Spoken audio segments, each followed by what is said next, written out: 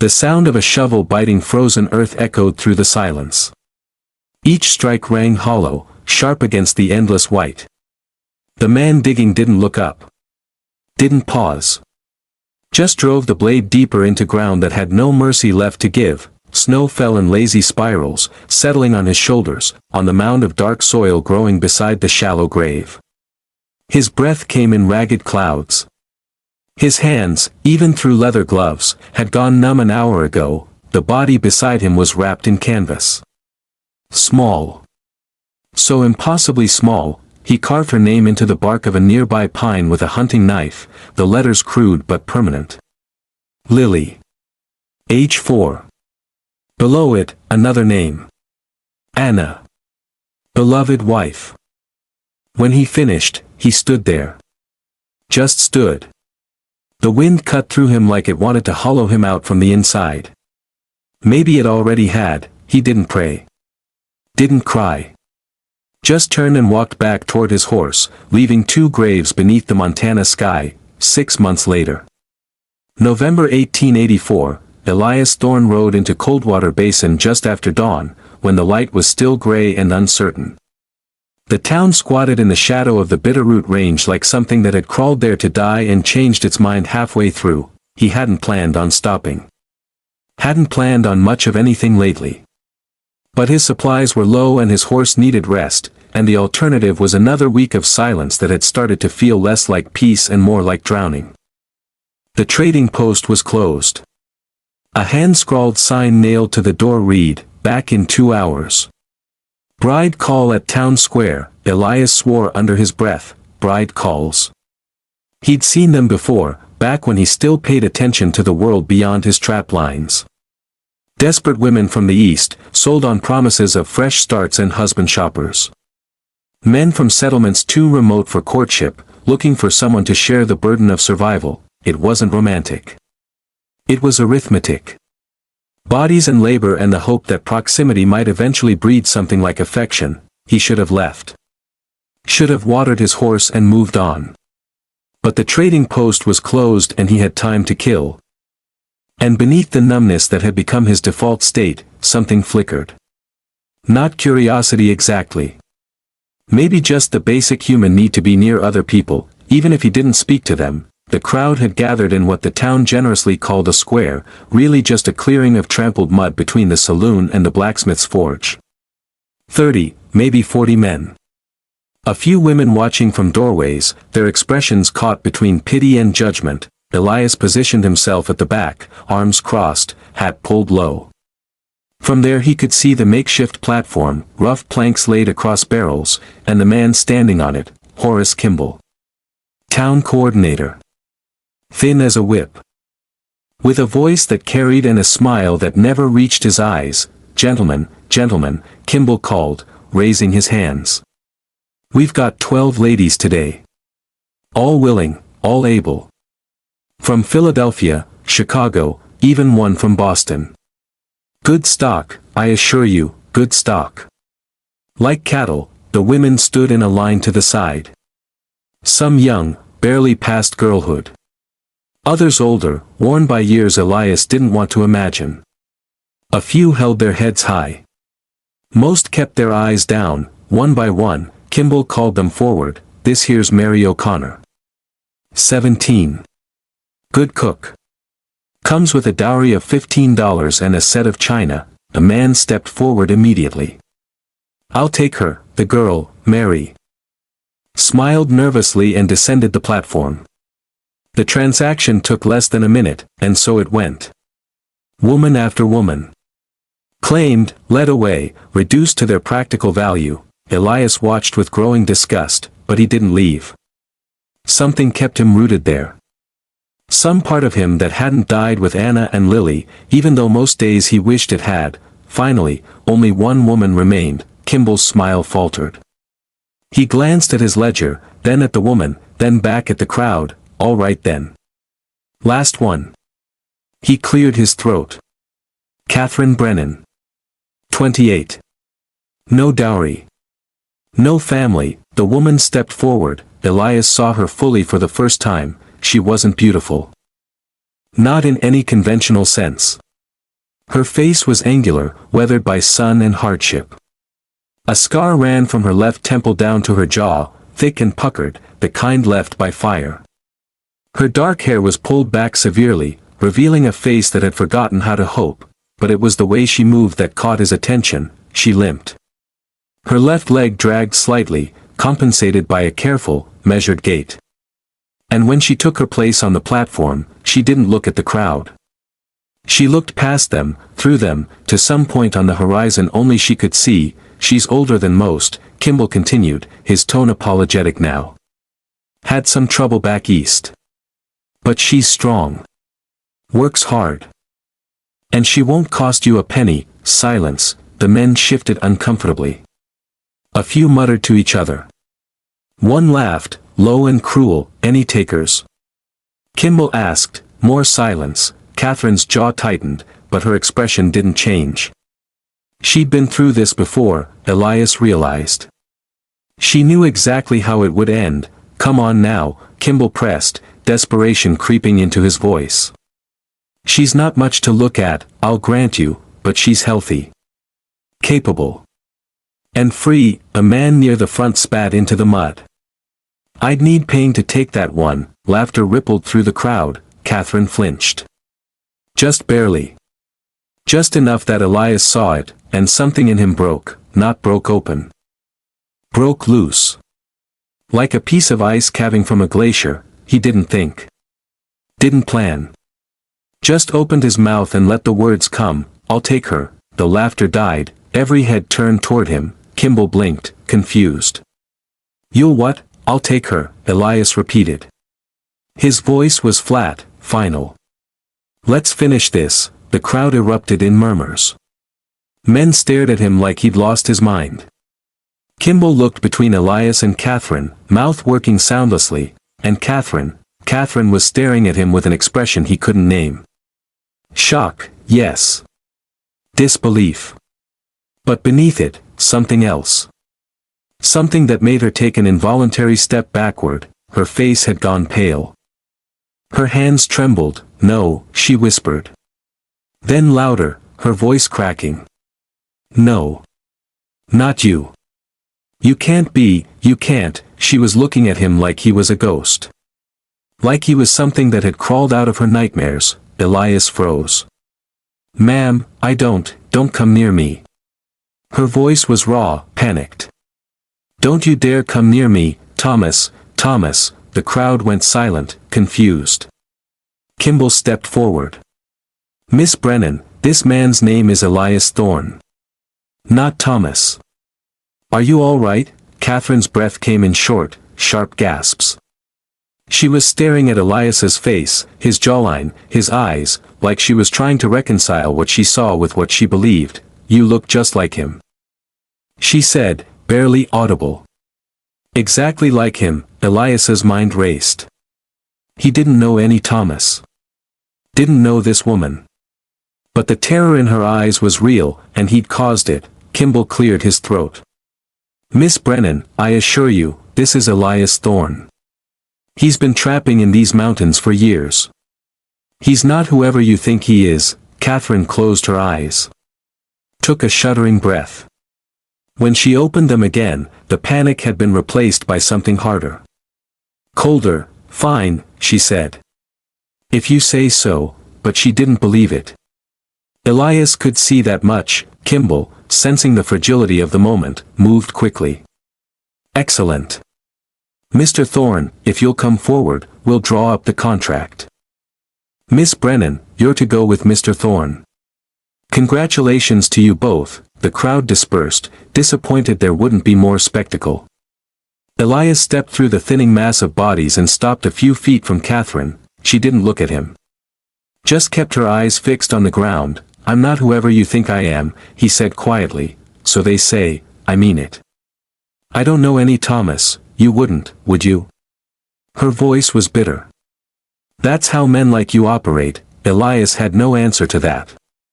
He just waited until Kimball finished the paperwork, signed where indicated, and turned back to Catherine. I have a cabin. 15 miles north. We can leave whenever you're ready. I'm ready now.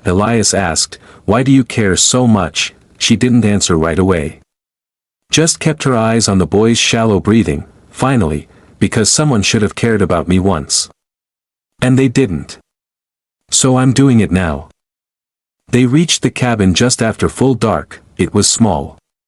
One room, rough-hewn logs chinked with mud and moss. A stone chimney rose from one side, and a lean-to corral stood nearby. Beyond that, nothing but trees and mountains and silence. Elias helped Catherine carry the boy inside. She laid him on the bed, the only bed, and immediately set to work. "I need water," she said. "Boiling. And cloth. Clean as you can manage." Elias moved without thinking, falling into the rhythm of her commands. He stoked the fire, hung a pot over it, gathered rags from a trunk in the corner. Catherine worked with surprising efficiency. She cleaned the boy's wound, pressed cloth to the bleeding. Checked his breathing. Her hands were steady, practiced. "You've done this before," Elias said. "More times than I can count." "Where did you learn?" Her hands stilled for a moment. "In a place I'm trying to forget." She didn't elaborate, and Elias didn't push. The boy stirred once, his eyes fluttering open. He looked at Catherine, then at Elias, and something like terror crossed his face. He tried to sit up, but Catherine gently pressed him back down. "Shoo. You're safe. No one's going to hurt you." The boy's eyes darted around the cabin, searching for escape routes. Catherine spoke again, softer this time. "Can you tell us your name?" The boy's mouth opened. Closed. No sound came out. "It's all right," Catherine said. "You don't have to talk. Just rest." The boy's eyes stayed on her face for a long moment. Then, slowly, he relaxed. His breathing evened out. He slept. Catherine sat back, exhausted. "He's in shock. Physical and mental. I don't know if he'll make it through the night." "You did what you could." She looked at Elias, really looked at him, for the first time since they'd met. "Why did you help him?" "You didn't want to." "You're right. I didn't." "So why?" Elias stared into the fire. "Because you asked." Catherine's expression softened. "Just a fraction. I still don't trust you." "I know, you look exactly like my husband. The man who had me committed to an asylum. Who told everyone I was insane so they wouldn't believe me when I said he beat me." Elias's chest tightened. "I'm not him." "Maybe not. But every time I look at you, I see him. And I don't know how to stop." She stood, wincing as her bad leg protested. "I'll sleep outside. There's a lean-to, isn't there?" "You'll freeze." "I've frozen before. I survived." Elias wanted to argue.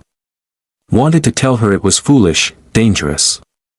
But he saw the set of her jaw, the way her hands trembled when she looked at him, and he understood, she wasn't being stubborn. She was being safe. "There's a shed behind the cabin," he said.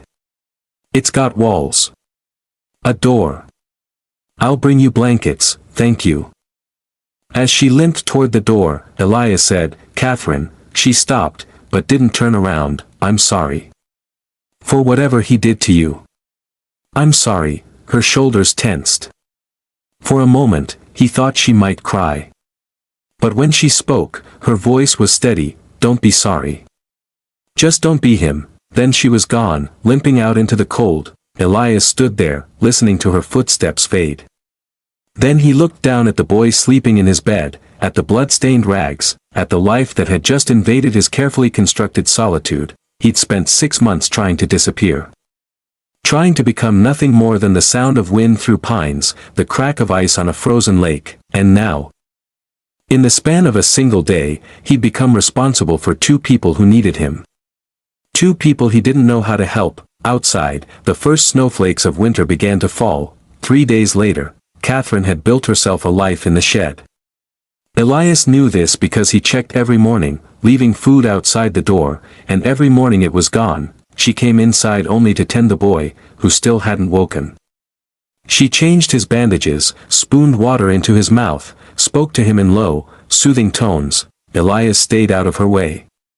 He chopped wood, checked his trap lines, hunted when the weather allowed. He was good at being invisible. It was what he'd practiced for 6 months. But Catherine's presence changed things. He found himself wondering if she was warm enough. If she'd eaten. If her leg hurt from sleeping on the hard ground. It was annoying. On the 4th morning, he woke to find her already inside, kneeling by the boy. But something was different. The boy's eyes were open. Elias sat up slowly, careful not to startle him. Catherine smiled, the first real smile Elias had seen from her. He's awake. He can't talk, but he's awake. The boy's dark eyes tracked Elias across the room. There was fear there, but also something else. Calculation. Intelligence. Can you tell us what happened? Catherine asked gently. The boy shook his head. Do you remember anything? The boy hesitated. Then he held up 3 fingers. 3 people. Catherine guessed. The boy nodded. 3 people hurt you. Another nod. The boy's hands moved, miming something. A gun. A knife. They attacked you, Elias said. The boy pointed at Elias, then shook his head violently. No, Catherine said. Elias didn't hurt you. He brought you here. But the boy kept shaking his head, pointing at Elias, then at himself, then making a gesture that looked like family. Catherine frowned. I don't understand. The boy grabbed a piece of charcoal from near the fire and moved to the wall. His hands shook, but he drew with desperate focus. 3 figures. Rough, childlike, but clear enough. 3 men with guns, and in the corner, small and terrified, 2 figures. A man and a woman. The boy's parents. Catherine's breath caught. They killed your parents, the boy nodded, tears streaming down his face, and you saw them. You can identify them, the boy nodded again. Then he pointed at one of the figures in the drawing and tapped it. Emphatic. Urgent. There was something about that figure. A detail Elias couldn't quite see in the dim light. Catherine leaned closer. What is he trying to show us? The boy grabbed Elias's wrist and pulled it toward the drawing. He pointed at the figure's arm, then at Elias's own wrist. Elias looked down. His sleeve had ridden up, revealing his forearm. No scars. No marks, but the boy kept pointing, insistent. Catherine's eyes widened. He's saying one of the men had a mark on his wrist. Something distinctive. The boy nodded frantically. He drew it with the charcoal. A shape. Curved. Like a hook, or a scar in the shape of a fishhook. Elias's blood went cold. He knew that mark. Had seen it once, 2 years ago, in the split second before everything ended. The man who'd killed Anna and Lily had a scar like that. On his left wrist. Shaped exactly like a fishhook, Elias. Catherine was watching him. Do you know this mark? He couldn't speak. Couldn't breathe. The boy was still drawing, adding details. A hat. A belt buckle, and then he drew something that made Elias's stomach drop. Letters. Crude, barely legible. JB, JB, Catherine read. Do you know someone with those initials? Elias forced himself to speak. No, it was a lie. And from the way Catherine looked at him, she knew it, but she didn't press. Just turned back to the boy. You're very brave. Thank you for telling us. The boy's eyes filled with tears again. He slumped back against the wall, exhausted. Catherine covered him with a blanket. Rest now. You're safe. As the boy's breathing evened out, Catherine stood and faced Elias. You're lying, she said quietly. I don't know what you're talking about. Those initials mean something to you. I saw your face. Elias turned away. Leave it alone. No. Catherine's voice was hard. This boy lost his parents. He deserves to know who killed them, and what if knowing gets him killed too? What if it gets you killed? Then that's my choice to make. Elias rounded on her. You don't understand what you're asking, then explain it to me. He wanted to. God, he wanted to. But the words stuck in his throat, trapped behind 2 years of silence and guilt. I can't, he said finally. Catherine's expression hardened. Then I can't trust you. She limped to the door, paused. I'm moving back inside. That boy needs care, and I can't give it if I'm freezing in a shed. But don't think this means anything. We're not partners. We're not friends. You're just the man who chose me when no one else would. And I still don't know why. She left him standing there, alone with his secrets and the weight of 2 years' worth of ghosts. Outside, the wind howled. Winter was coming in earnest now, and somewhere in these mountains, a man with a fishhook scar was still alive, still free, still dangerous. Elias looked at the boy's drawing on the wall, at those 2 crude initials, J.B., Jesse Brennan, Catherine's brother, the man who'd killed Elias's family, and Elias had brought Catherine right to his doorstep. Week 1, Catherine moved back inside, but the distance between them remained. She slept on the floor near the boy, wrapped in blankets, her back to Elias. Every morning she was up before dawn, tending the fire, preparing what little food they had. She moved through the cabin like a ghost, silent and efficient, occupying space without claiming it. The boy recovered slowly. His name, they learned through gestures and drawings, was something they couldn't pronounce. Catherine started calling him Crow, and he didn't object. He still couldn't speak, or wouldn't. But his eyes tracked everything, sharp and watchful. Elias noticed how the boy flinched whenever he came too close. How Crow positioned himself between Elias and Catherine, small body tense, ready to protect her if needed. The irony wasn't lost on him. He spent most of his time outside. Chopping wood, checking trap lines, hunting. The physical labor helped. Kept his mind from circling the same impossible problem. Jesse Brennan was Catherine's brother. Jesse Brennan had killed his family, and Elias had brought Catherine here, to the one place Jesse might come looking for her. Every night, lying on his pallet by the fire, Elias wrestled with the choice. Tell Catherine the truth and watch her shatter. Or keep silent and risk all their lives. There was no good answer. Week 2, the first real snow came. It fell for 3 days straight, thick and relentless, burying the world under 4 feet of white. The cabin became an island in a frozen sea. Catherine and Elias fell into an uneasy rhythm. She cooked, he hunted. She tended Crow, he maintained the cabin. They moved around each other like dancers who'd learned the steps but forgotten the music. One evening, as they ate in silence, Crow did something unexpected. He stood up, walked to Elias, and handed him a piece of charcoal. Elias looked at Catherine. She shrugged, as confused as he was. Crow gestured at the wall, then at Elias. Drew a picture in the air. You want me to draw something? Elias asked. Crow nodded. Elias took the charcoal, feeling ridiculous. He wasn't an artist. Hadn't drawn anything since Anna used to sketch in the margins of her letters. But Crow was watching him with such intensity that Elias couldn't refuse. He drew what came to mind. A simple cabin. Mountains behind it. A horse in the corral. Crow studied it, then shook his head. He pointed at Elias, then at his own chest. Draw yourself. Draw your family. Elias's hand stilled. I can't. Crow's eyes filled with tears. He pointed at his own drawing on the opposite wall, the one showing his dead parents. Then back at Elias. You lost people too, the gesture said. Show me. Catherine was watching now, her expression unreadable. Elias's throat tightened.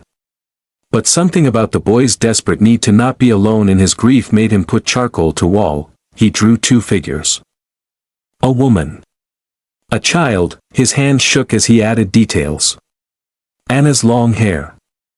Lily's small stature. Crow moved closer, studying the drawing. Then he did something that broke Elias completely. He drew a line connecting Elias's family to his own. And above it, in careful, practiced strokes, he drew a symbol Elias recognized from Crow burial traditions. The dead watch over the living. Catherine's breath caught.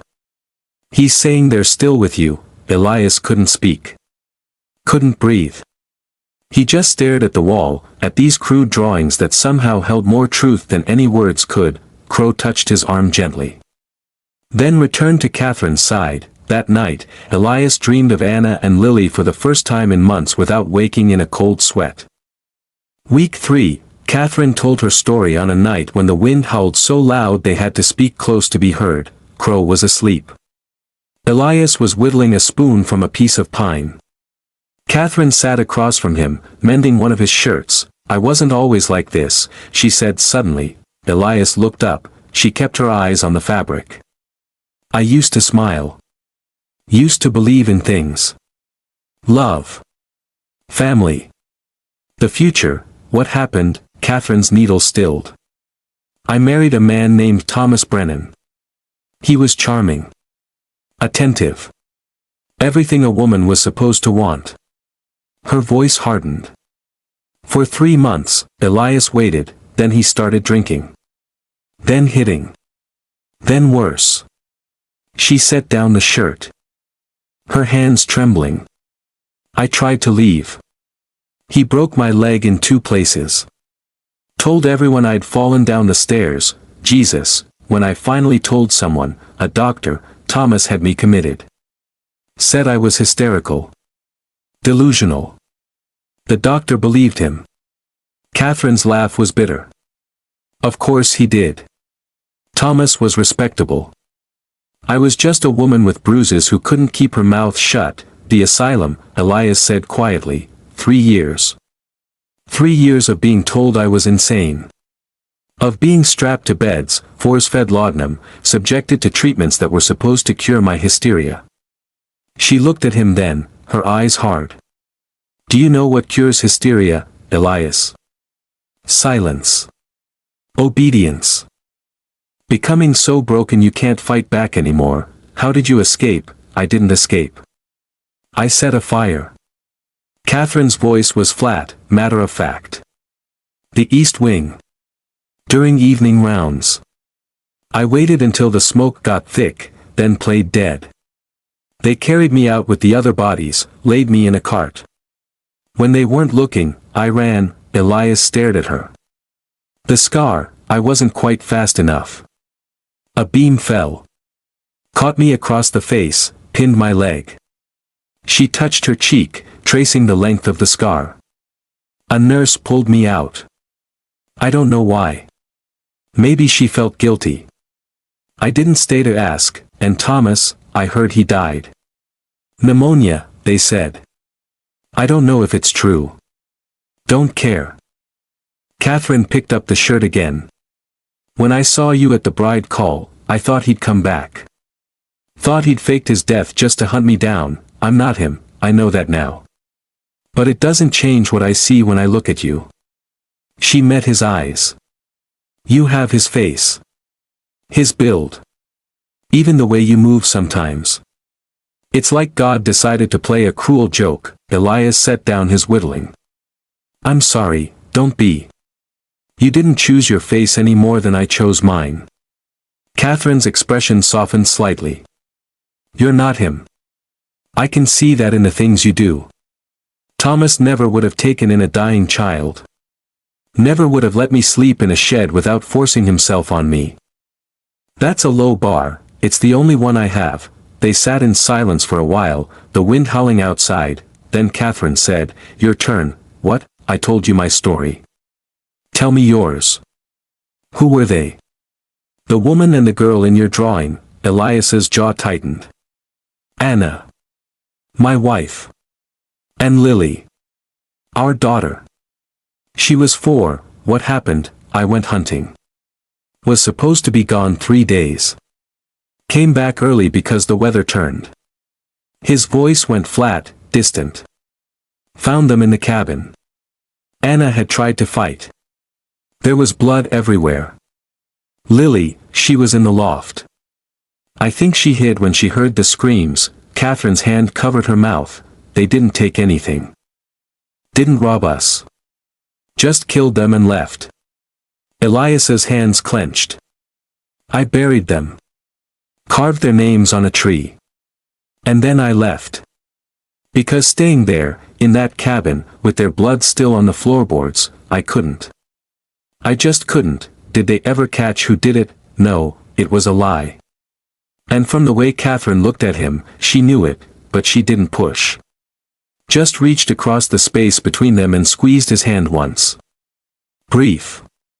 Gentle, "I'm sorry," she said. "Me too." Week 5, the weather turned brutal.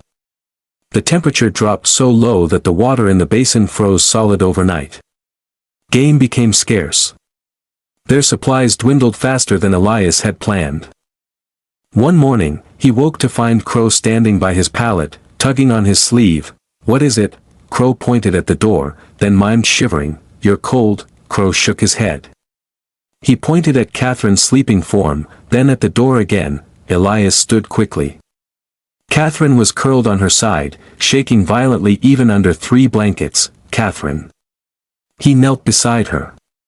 "Catherine, wake up." Her eyes fluttered open. Unfocused. "Glassy with fever." "I'm fine," she mumbled. "Just cold." Elias pressed his hand to her forehead. "She was burning up." Crow, "Stoke the fire." "As hot as you can get it." The boy moved immediately. Elias lifted Catherine, blankets and all, and carried her to the bed. She protested weakly, but didn't have the strength to fight. "Your leg," he said, noticing how she favored it even in her delirium. "The old injury. Is it infected?" Catherine tried to shake her head, but the movement made her wince. Elias carefully pulled back the blanket, lifted her skirt just enough to see her left leg. The scarring was extensive.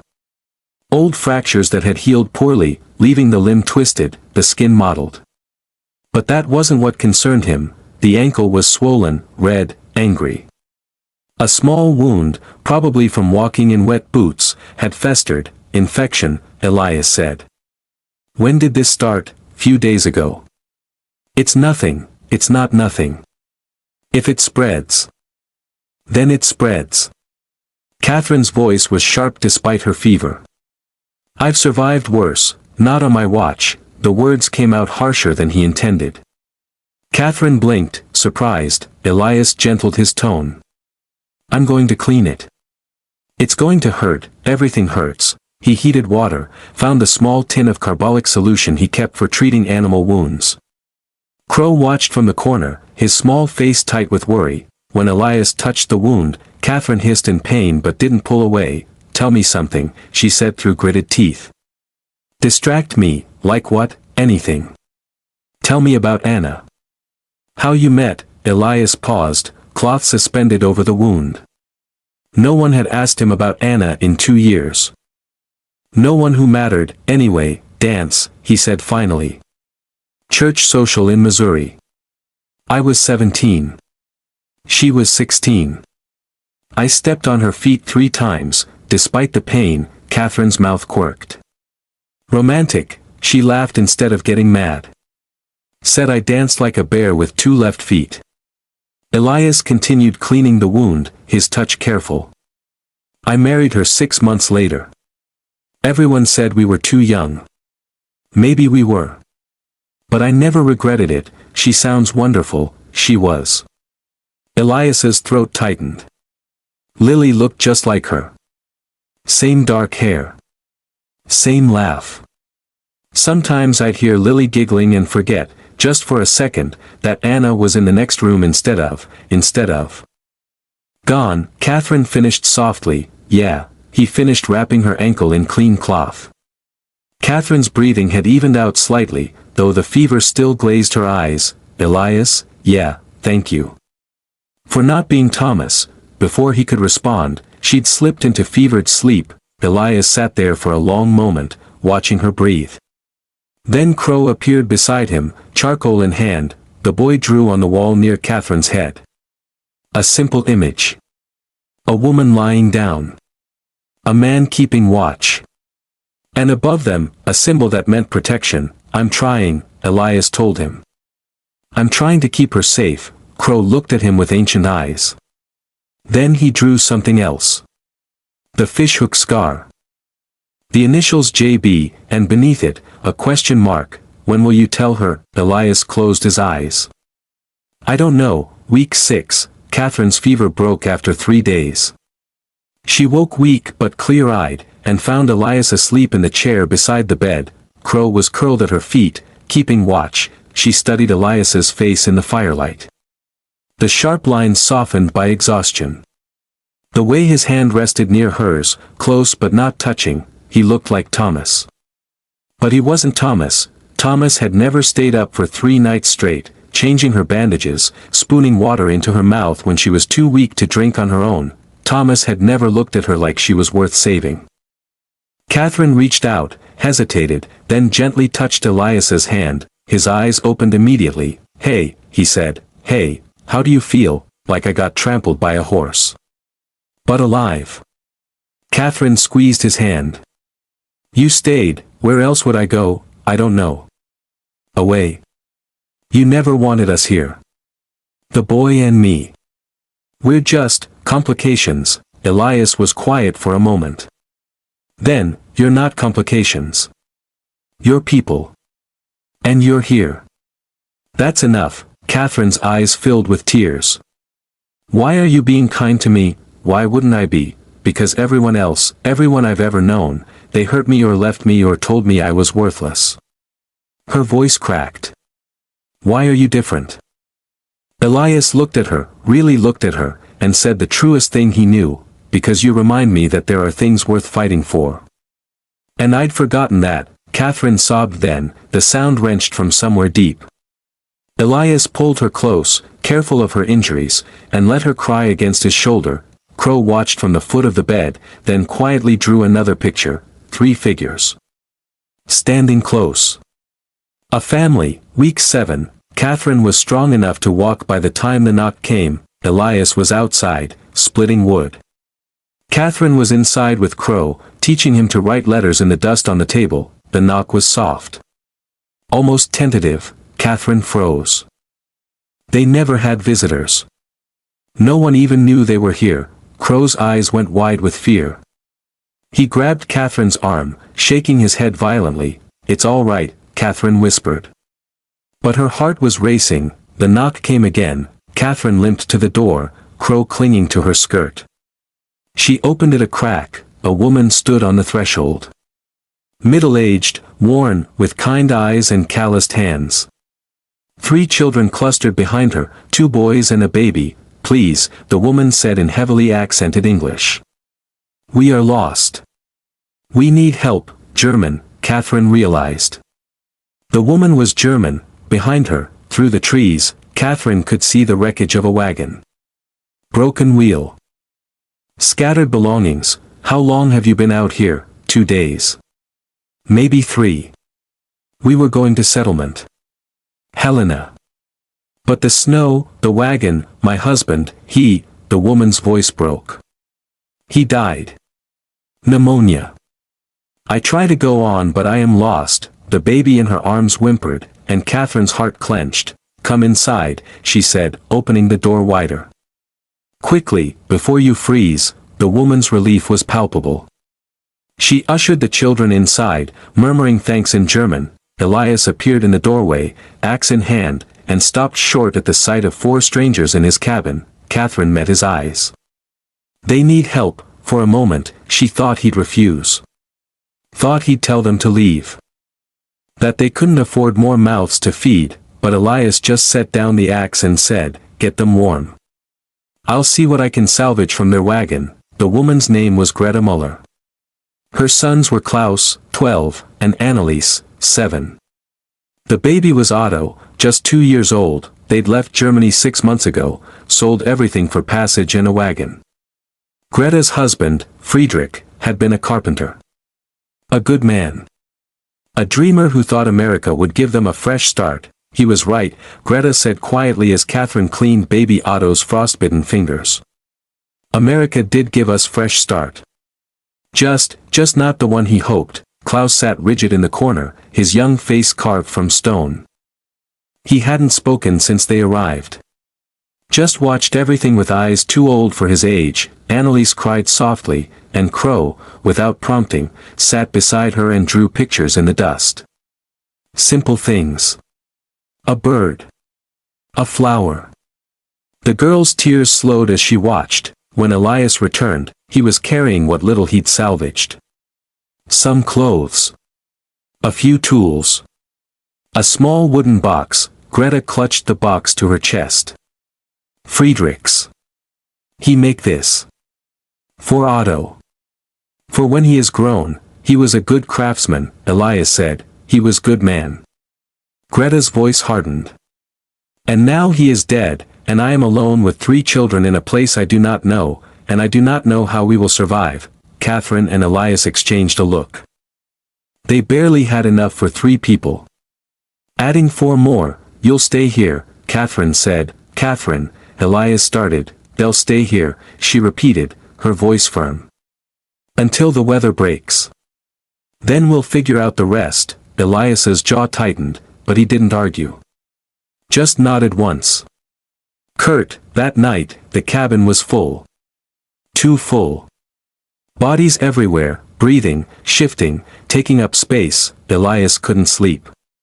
He lay on his pallet, staring at the ceiling, doing arithmetic that wouldn't balance. Food for 7 people. Fuel. Water. Supplies that were already running low, they wouldn't make it to spring. Not like this. Catherine appeared beside him, moving quietly so as not to wake the others.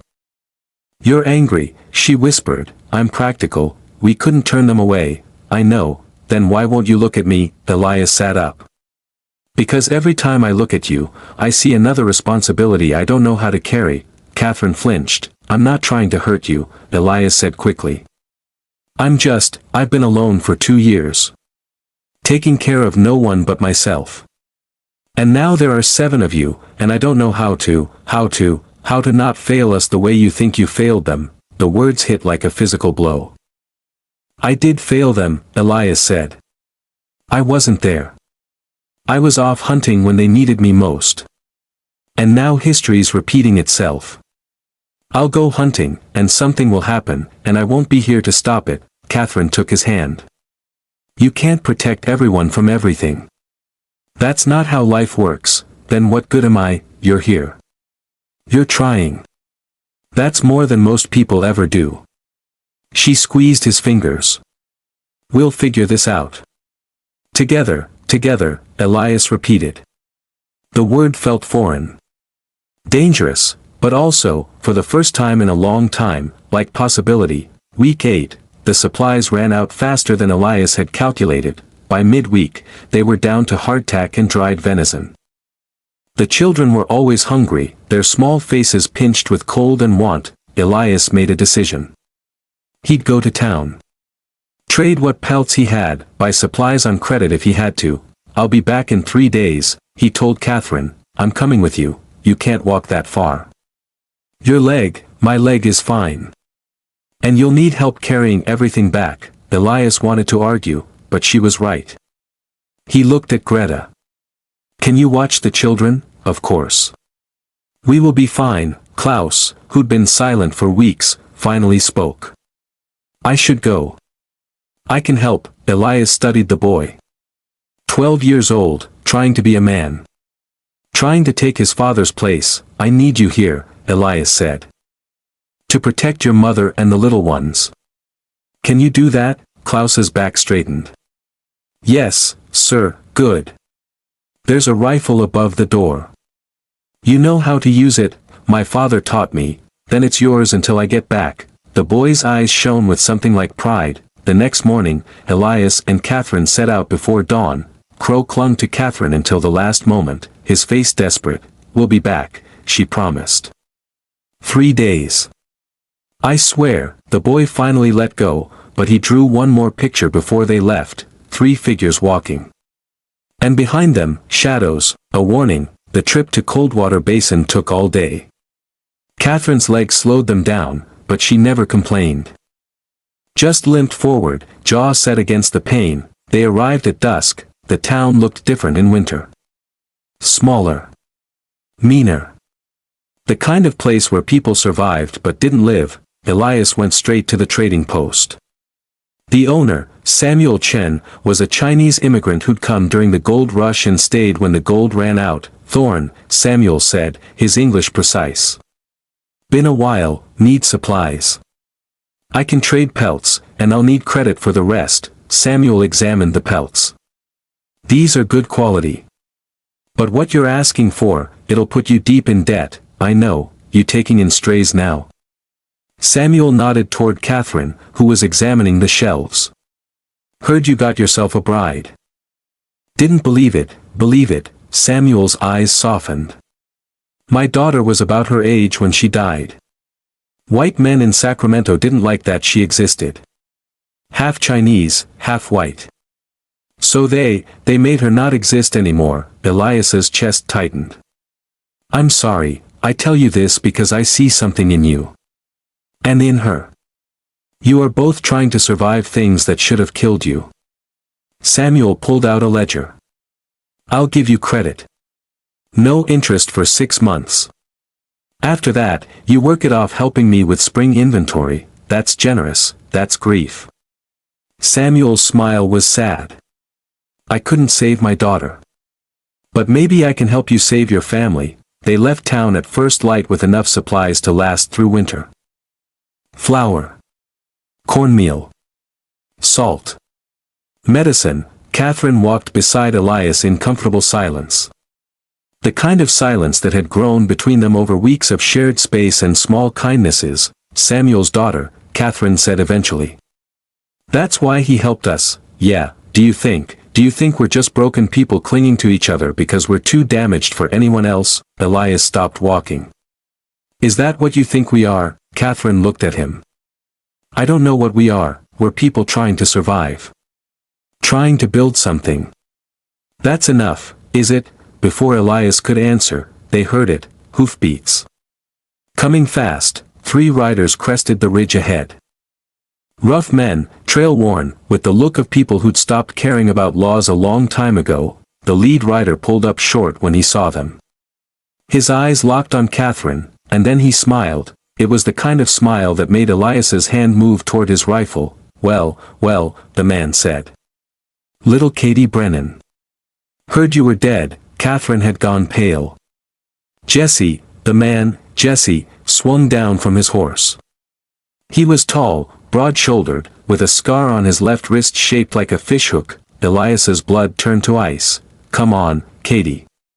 That's any way to greet your big brother. Catherine took a step back, her bad leg nearly buckling beneath her. Jesse Brennan dismounted slowly. Deliberately. Behind him, his 2 companions remained on their horses, hands resting casually near their gun belts. You look good, Katie, Jesse said, his eyes traveling over her with an intimacy that made Elias's skin crawl. Considering you were supposed to have burned to death in that asylum, what do you want? Catherine's voice was barely above a whisper. What do I want? Jesse laughed. I spent $200 getting you out of that place. Bribes, paperwork, all of it. And then you go and set the whole thing on fire. So what I want, little sister, is my money back. I don't have any money, no, but your husband does. Jesse's eyes slid to Elias for the first time. Don't you, friend? Elias met his gaze steadily, fighting to keep his face neutral. This was the man. The man who'd killed Anna and Lily. Who'd stood in his cabin 2 years ago and laughed while they died, and Jesse didn't recognize him. They'd never seen each other directly. Elias had only glimpsed the fishhook scar through the window before running inside to find, I'm not her husband, Elias said, his voice flat. Just someone giving her work for the winter, that's so. Jesse stepped closer to Catherine. Then you won't mind if I take her off your hands. Family business, you understand. Catherine shook her head, backing away. I'm not going anywhere with you. That's not really your choice, Katie. See, you owe me. And I always collect my debts. Elias moved between them. She said no. Jesse's expression hardened. You want to make this your problem, stranger? I'm making it a statement of fact. The lady isn't going anywhere. For a long moment, Jesse stared at him. Elias could see the calculation behind his eyes. 3 armed men against 1. Easy odds, but then Jesse smiled. You know what? You're right. This is a family matter. And I'm a reasonable man. He tipped his hat to Catherine. I'll give you 3 days, Katie. 3 days to come up with what you owe me. After that, I come collect. And I won't be reasonable anymore. He swung back onto his horse, his companions following suit. "Oh, and Katie?" Jesse called back. "You might want to ask your employer here about a woman named Anna Thorne. And a little girl named Lily. See if he's as noble as he's pretending to be." Elias's blood froze. Jesse rode off, laughing. Catherine turned to Elias slowly. Her face had gone white. "What did he mean?" "I don't know, don't lie to me." Her voice shook. "Anna. That was your wife's name. Lily was your daughter. How does Jesse know them?" Elias couldn't speak. Couldn't breathe. "How does he know them?" "Elias, we need to get back to the cabin." "Tell me, not here. Not now. We need to move. If Jesse is in these mountains." "The boy," Catherine breathed. "Oh God, the boy. Crow.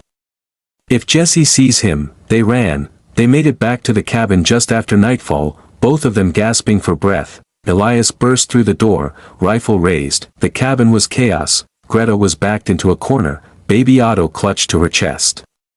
Annalise was crying. And Klaus stood in the center of the room, holding Elias's rifle trained on a man sitting calmly at their table, not Jesse. One of his companions from earlier. "Easy, kid," the man said, hands raised. "I'm just waiting. Boss wants to talk." Elias cocked his own rifle. "Get out, can't do that. Jesse says to make sure nobody runs. So that's what I'm doing." The man's eyes traveled to Catherine. "Nice place you got here, Miss Brennan. Real cozy. All these kids. Would be a shame if something happened to them." Catherine's hands clenched. "Where's Crow, the little Indian?" The man shrugged. "Ran off into the woods when I showed up. Can't imagine he'll last long out there. Cold like this, he'll be dead by morning." "You son of a—" Catherine started forward, but Elias caught her arm. "Klaus," Elias said quietly. "You still have that rifle on him?" "Yes, sir." "Good. Keep it there. If he moves, shoot him." Klaus's finger tightened on the trigger. "Yes, sir." Elias handed his own rifle to Greta. "Same for you. Anyone comes through that door who isn't me or Catherine, you fire. Understand?" Greta nodded, her jaw set. Elias grabbed a lantern and headed for the door. Catherine followed. "Where are you going?" the man called after them. "To find a child," Elias said. "Unlike you, we don't leave kids to die in the snow." Outside, the wind had picked up. Snow fell in thick sheets. "He can't have gone far," Catherine said, her voice tight with fear. "His coat is still inside. He won't last an hour. Where would he go? If he was scared, where would he hide?" Catherine thought. "The lean-to. Behind the cabin. Where I slept those first weeks. It's got walls, a door." He'd remember that. They found Crow huddled in the corner of the lean-to, shaking so violently his teeth rattled. His lips were blue. His fingers white. "Oh, sweetheart," Catherine breathed. She pulled off her own coat, wrapped it around him. "It's okay. We're here. You're safe." But Crow was staring past her, at Elias. And his eyes were filled with terror. He pointed at Elias, then at himself, then made the gesture for family, then he drew in the frost on the wooden wall. 3 figures. The fishhook scar. The initials JB, and beside it, he drew Elias. "He thinks you're one of them," Catherine said quietly. "He thinks you're working with Jesse." "I'm not." "Then how does Jesse know about your family?" Elias closed his eyes. "Because he killed them." The words hung in the frozen air. Catherine's breath caught. "What?" 2 years ago. Jesse Brennan and 2 other men came to my cabin. I was out hunting. They killed my wife and daughter. I came back to find, his voice broke. I tracked them for weeks. Found their camp. Heard them talking. That's when I learned who Jesse was. And that's when I learned he was your brother, my brother. Catherine's voice was hollow. My brother killed your family, yes, and you knew. When you chose me at the bride call. When you brought me to your cabin. When you let me, she couldn't finish. Just stared at him like he was a stranger. Why didn't you tell me? Because I didn't know how. Because every day I looked at you and thought. Her brother killed them. And then I'd see you with Crow, or helping Greta, or just existing, and I'd realize you're not him. You're not responsible for what he did, but you still see it. When you look at me, you see them. Dead. Because of my blood, no, Elias said fiercely. I see you. I see a woman who survived hell and came out fighting. Who saves children and stands up to men twice her size and makes me believe that maybe good things can still happen. Catherine's eyes filled with tears. I don't know if I can believe that, then let me believe it for both of us. For now. Until you can believe it yourself, Crow made a small sound. He was still shaking, still terrified. Catherine knelt beside him. Listen to me. Elias is not one of them. He's trying to protect us. All of us. Do you understand? Crow's eyes moved between them. Uncertain.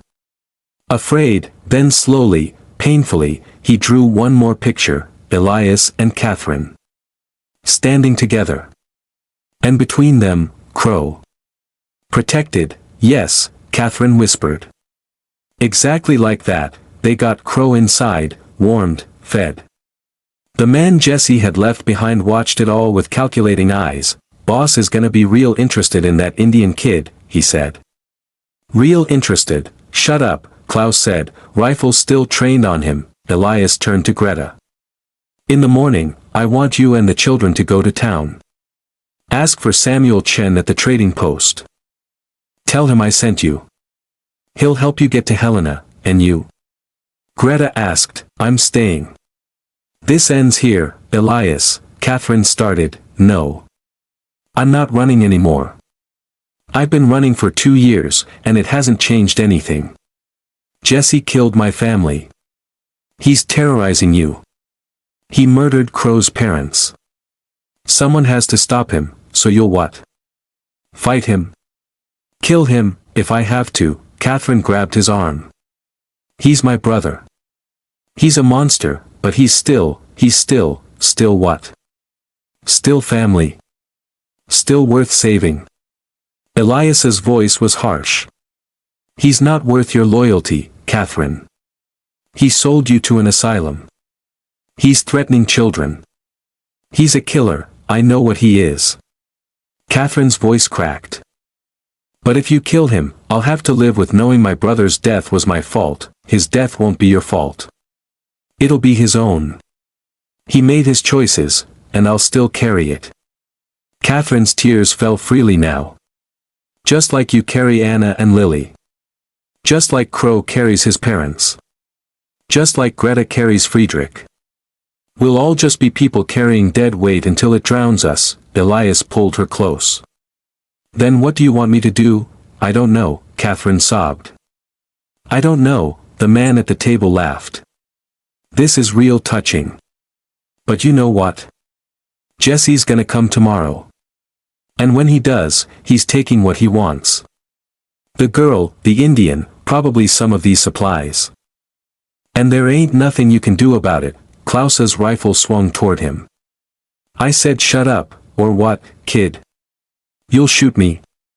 You ain't got the stones. Klaus pulled the trigger, the shot went wide, deliberately, slamming into the wall 6 inches from the man's head. Next one won't miss, Klaus said, his voice steady despite his shaking hands. The man paled.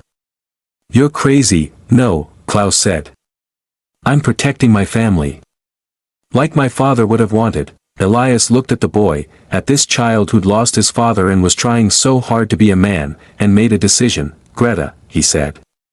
Change of plans. You're all staying. We're all staying. And we're going to face this together. Together, Catherine echoed.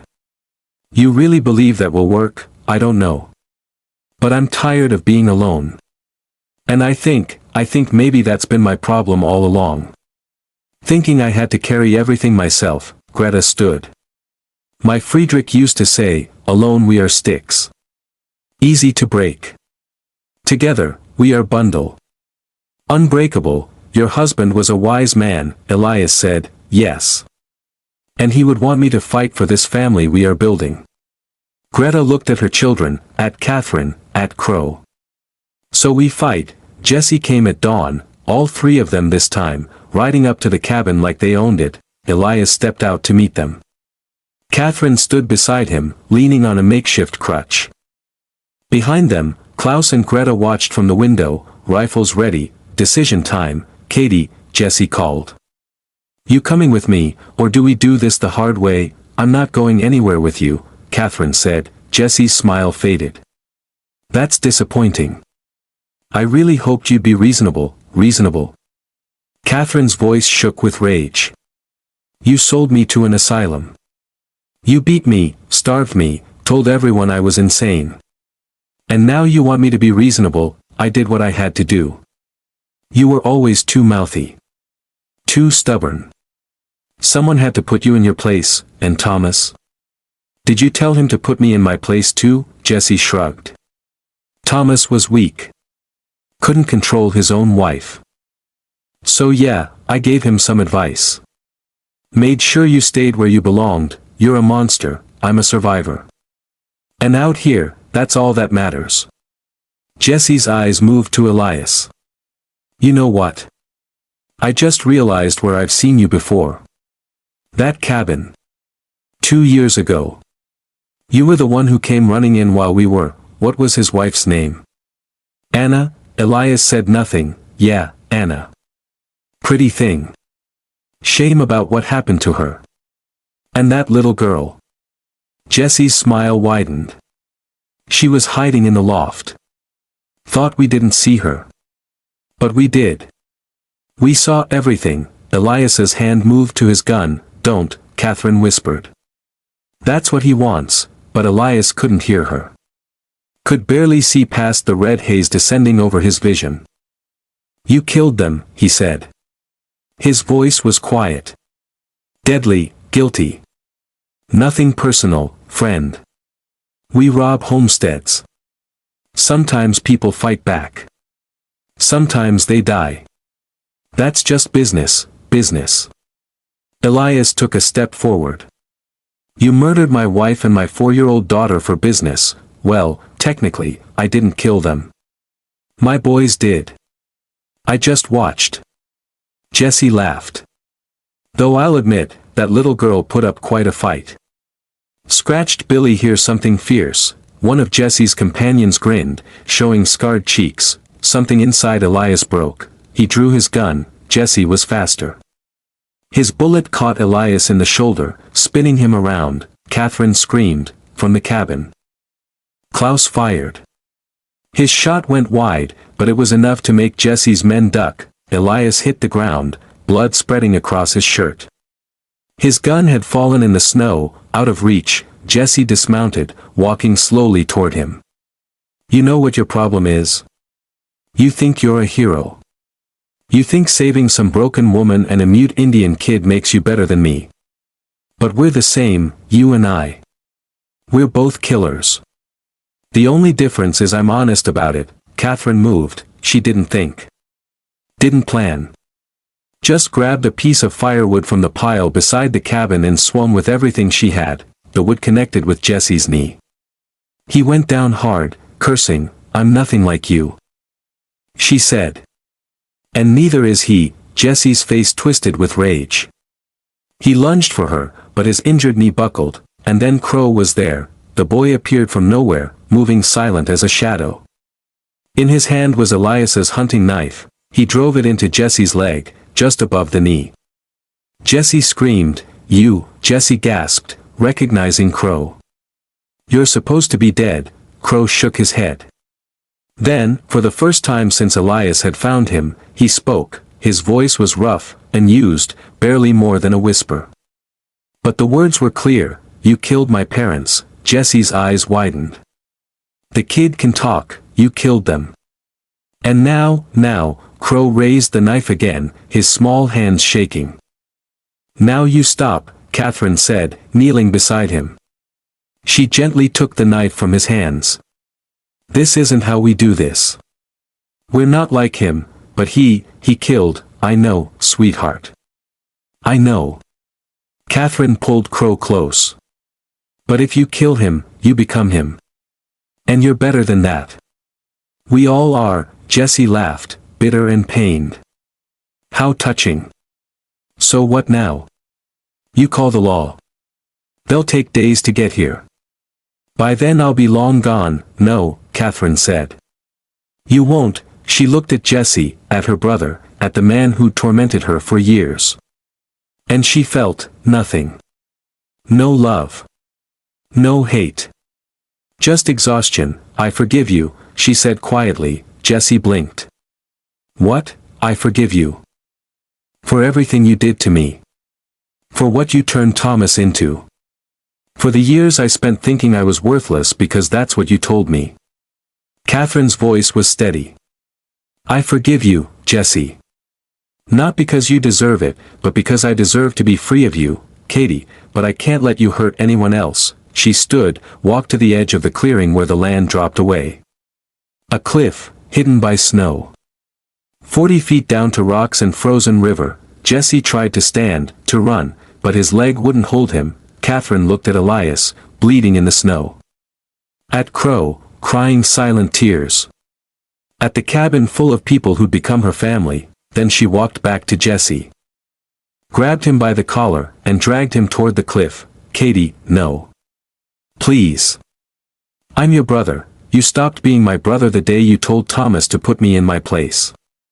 Catherine's voice was cold. And you stopped being human the day you killed that little girl. I'm sorry.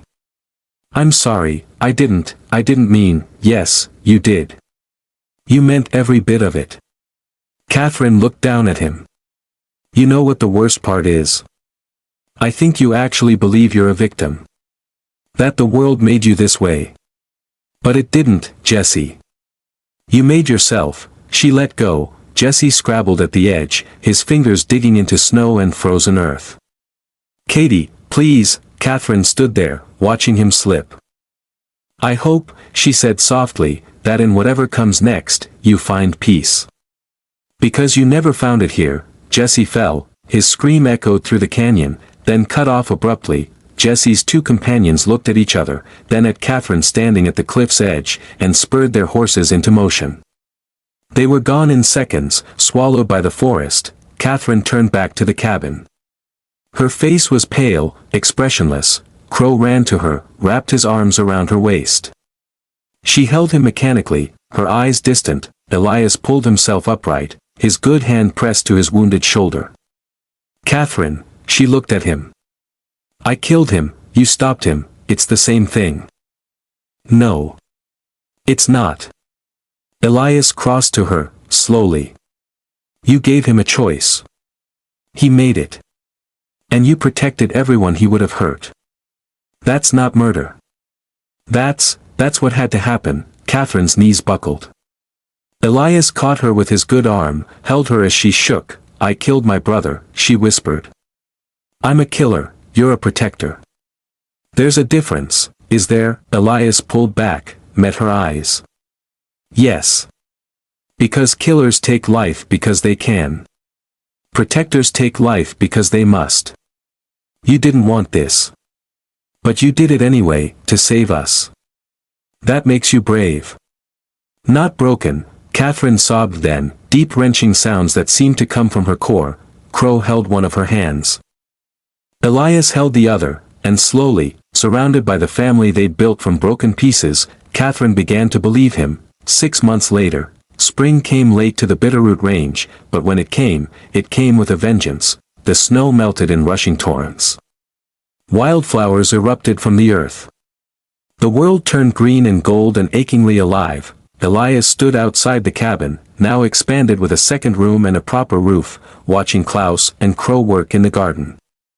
The boys moved with easy familiarity, talking in a mix of English and the few Crow words the boy had taught them. Crow spoke now. Not often, and never about that night, but his voice had returned. And with it. Slowly, his smile, Inside, Greta hummed while she cooked. Annalise played with baby Otto, their laughter bright and clear, and Catherine sat in the rocking chair Samuel Chen had brought them last month, her hands resting on her swollen belly. Twins, the doctor said. Due in early fall. Elias still couldn't quite believe it. You're staring, Catherine said without opening her eyes. Am I? You do that a lot lately. Stare at me like you're afraid I'll disappear. Elias crossed to her, knelt beside the chair. Sometimes I still think this is a dream. That I'll wake up and be back in that cabin, alone, with nothing but ghosts for company. Catherine opened her eyes. This is real. We're real, I know. But I spent 2 years believing I didn't deserve this. Happiness. Family. And now that I have it, I'm terrified of losing it again. You won't lose it. You won't lose me. Catherine took his hand, placed it on her belly. Beneath his palm, something fluttered. Moved. Feel that? That's our daughter. And that's our son. They're real. We're real. Elias's throat tightened. How do you know it's a boy and a girl? I just know. Catherine smiled. And I know what I want to name them. Yeah, Samuel. For the man who helped us when no one else would. And Lily. For the daughter you lost. So you can have her back. In a way, Elias couldn't speak. Couldn't breathe. Just pressed his forehead to Catherine's belly and let the tears come. Thank you, he managed finally. For what? For choosing to stay. After everything. After Jesse. You could have left. Could have taken Crow and the Mullers and built a life somewhere else. But you stayed. Of course I stayed. This is home. Your home. Catherine ran her fingers through his hair. Besides, where else would I go? I'm not exactly a hot commodity on the marriage market. You're everything, Elias said fiercely. You're strong and brave and you make me believe in things I thought were dead. Like what? Like second chances. Like family. Like the possibility that broken things can be made whole. Catherine pulled him up, kissed him gently. We're not whole. Not completely. We're still broken in places. But maybe that's okay. Maybe broken people fit together better than perfect ones. From the garden, Crow called out. Mama Catherine. Papa Elias. Come see, they'd started calling them that a month ago. Mama and Papa. The first time, Catherine had cried. Elias had just stood there, stunned, until Crow took his hand and led him to see whatever treasure he'd found. Now they walked to the garden together, Catherine leaning on Elias, his arm around her waist. Crow was kneeling in the dirt, pointing at something. A plant, just breaking through the soil. Tender. Green. New. What is it? Catherine asked. I don't know, Klaus said. We didn't plant anything there. Greta emerged from the cabin, wiping her hands on her apron. She looked at the plant and smiled. It is forget-me-not. The flower Friedrich loved. He must have, before he died, he must have dropped seeds, so he's still here, Annalise said softly. Papa's still with us, yes, Liebchen. In the flowers. In the walls of this cabin. In you. Greta touched her daughter's cheek. The people we love, they never truly leave. They stay in the things we build. The lives we live. Crow drew in the dirt with his finger. 9 figures. Standing together, but there were really only 8 of them. Catherine knelt beside him. Who's the 9th? Crow pointed at the forget-me-not. Then at the sky. Then at his own heart, the ones who came before. The ones who made us who we are, yes, Catherine whispered. They're part of us. Always. That night, after the children were asleep and the cabin was quiet, Catherine and Elias stood on the porch, looking out at the mountains. Do you think we'll be okay? Catherine asked. Long term, I think we'll have hard days. Days when the ghosts come back. Days when we remember what we lost instead of what we have, but we'll face them together. And that makes all the difference. Catherine leaned into him. I love you, Elias Thorne. I love you, Catherine Thorne. They stood there as the stars wheeled overhead, as spring gave way to summer, as the world turned and time moved forward, two broken people who'd found each other in the worst possible way and built something beautiful anyway, a family. A home. A future, and in the garden, the forget-me-nots bloomed, blue and bright and eternal, a reminder that the dead watch over the living, and that love, real love, is stronger than any ghost.